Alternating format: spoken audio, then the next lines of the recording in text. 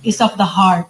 Kahit na nasa Pilipinas ka, pwede mong hindi mahal talaga ang totoong ng tunay ang ating bansa. At yun, unfortunately, ang nakikita natin ngayon, napakaraming mga supposed leaders natin ay mga walang totoong pagmamahal sa bayan. Ngunit kayo, nararamdaman namin time and again yung totoong pagmamahal niyo sa ating mahal na Pilipinas. So maraming salamat.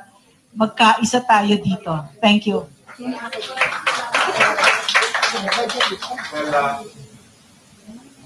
Nabanggit ko na yung sa huling eleksyon, ako lang po yung anak OFW at OFW na tumakbo. Nagturo po ako 2 beses sa Singapore, meron po akong OFW card at saka sa Estados Unidos. Ang nanay ko po, ayun, at nagpunta po siya ng ibang bansa, 2nd year high school pa lang ako.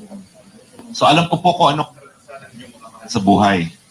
2nd year high school po, hindi ko maintindihan bakit bigla kami nawala. Pangatlo po ako sa 6, mas pa po yung mga kapatid ko nung umalis yung nanay ko.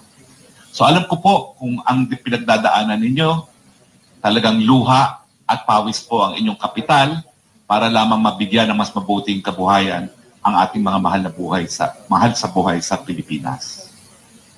Sayang naman po pinaghirapan natin kung yung mas mabuting kinabukasan na ninanais nyo sa inyong pamilya ay hahadlangan ng gobyerno walang puso at walang damdamin para sa Pilipino. Kaya nga po hindi tayo po pwedeng magsabi na malayo tayo sa Pilipinas at hindi tayo dapat makialam. Kayo pong nagsakripisyo, siguraduhin niyo po na hindi nasasayang ang inyong sakripisyo dahil lamang sa gobyerno. Maisog po tayong lahat.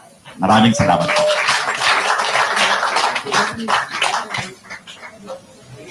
Thank you.